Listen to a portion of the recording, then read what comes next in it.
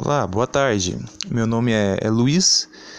Estaremos começando mais um podcast aqui. Infelizmente, meus dois amigos Jonatas e Leonardo não vão comparecer aqui nesse podcast. Terei que fazer sozinho um podcast. E estamos aqui com a nossa convidada. Vou apresentar ela rapidamente para você, fazer umas questões, umas perguntas para ela. Então, gostaria que você iniciasse falando um pouco sobre você.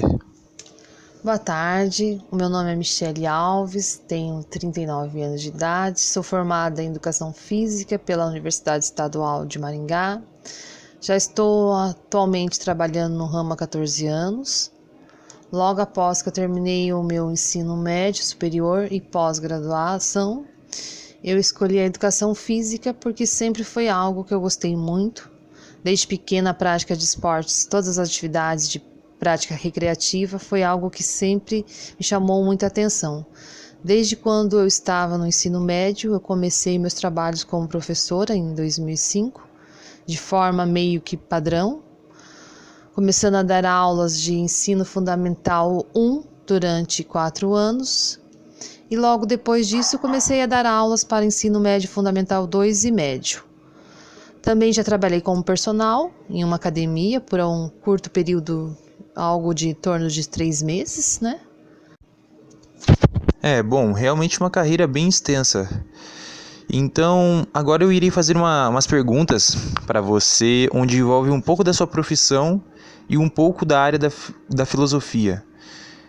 E ver um pouco também sobre o que você acha disso, sobre essas duas áreas aí interligadas. Primeira questão que eu vou fazer para você seria, para você no caso, né? Como você enxerga uma relação entre a filosofia e o meio esportivo? Bom, para mim a filosofia e o esporte são disciplinas que caminham juntas, né?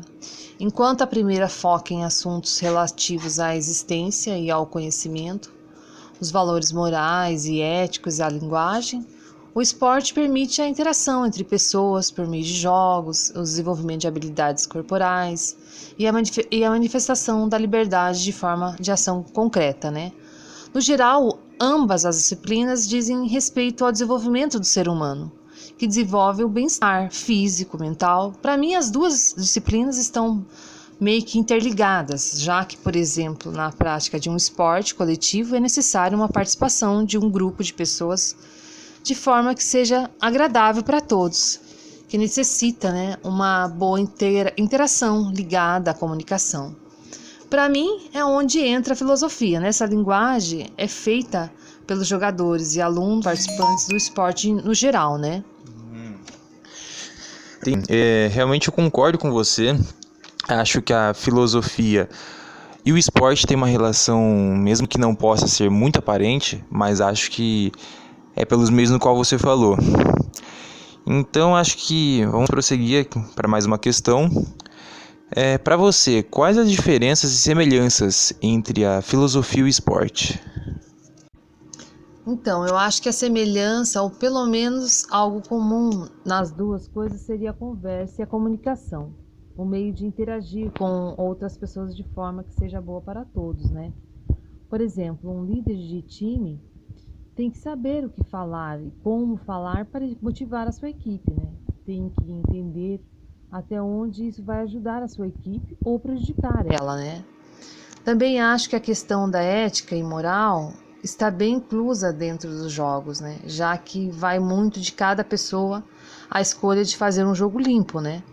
De chegar no juiz e falar sobre uma saída de bola ou uma falta que não foi marcada. Já nas diferenças, eu acredito que seja a prática mesmo.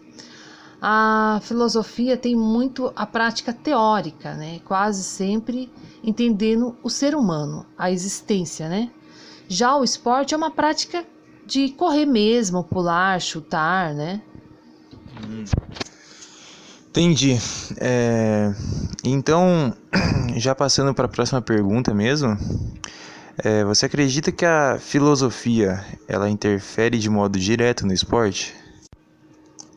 Bom, Como falamos na questão anterior, eu acredito que ela tenha sim interferência no meio esportivo, principalmente nos jogos e na liderança, né? Nos jogos, aquelas questões de jogo limpo, a questão de interação entre as pessoas que vai desde a ética, de fazer uma prática legal e justa.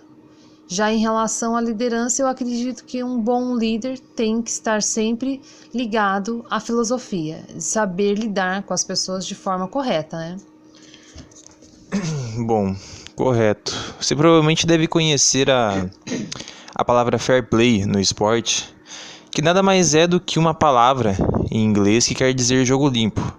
Que são aquelas pequenas atitudes, né, de esperar o jogador machucado levantar, esperar, fazer coisas que é meio que um jogo limpo, né? Não tenta abusar de tomar uma vantagem abusando de um erro ou de um descuido do seu rival. Então, sabendo desse termo fair play, eu gostaria de saber se você acredita que as práticas de fair play elas poderiam ter uma relação com a filosofia. Bom, a questão com essa prática de jogos limpos, eu acho que está ligada diretamente com a ética e moral das pessoas, né? Por mais que seja algo difícil de acontecer, porque na hora do jogo, todo mundo muito acelerado, com aquela adrenalina correndo pelo corpo, com muita sede de vitória, né? Até mesmo difícil de pensar no próximo. Pensar no seu adversário é o correto a se fazer, né? Não só nos jogos, eu acho que essa prática também, até mesmo nas escolas, é algo muito legal de se fazer. Porque ajuda a inclusão, né, de alunos que geralmente não gostam muito da matéria. Os ajuda a enquadrar e tomar gosto, né, pelos jogos. Então, assim eu acho que tem relação mais com a parte moral de cada um, do que ele pensar ser certo ou errado, né? Bom, então indo para a próxima pergunta já, eu gostaria de saber o que você pensa sobre a filosofia do esporte como agente de mudança. Então, eu acredito que seja um grande agente de mudança. O esporte é um grande promotor da cidadania, né? Sobretudo no mundo profissional, quando oferece a noção, né, de igualdade, quando estimula a noção de respeito, de convivência e harmonia, que leva, né, homens e mulheres a não se perderem de uma das mais importantes noções sociais, que é a confraternização, né? Infelizmente, essa palavra vem se perdendo em sentido cada vez mais, né? E atualmente muitos homens e mulheres visualizam no outro um adversário, quando na verdade deveria existir uma filosofia completamente diferente, né? O esporte, ao contrário, apresenta uma dinâmica de comunhão, ainda que seja sério e alegre e divertido. O exercício de se relacionar em harmonia, respeitando as diferenças entre os participantes e obedecendo às demais regras. Isso torna o indivíduo mais consciente e coautor de um mundo mais fraterno, né? Esse processo, consequentemente, aumenta a qualidade de vida e o bem-estar de todos que nos rodeiam, né? Por exemplo, um garoto que rompe todas as barreiras sociais, né? Saindo de uma comunidade da periferia, né? E se torna um jogador profissional de futebol, é um grande exemplo de como a filosofia do esporte opera, né? Correto, né? Agora, só para finalizar, eu tenho mais uma questão, que já é algo pessoal da sua parte, né? Que é a seguinte: se você acha que você costuma usar a filosofia nas suas aulas?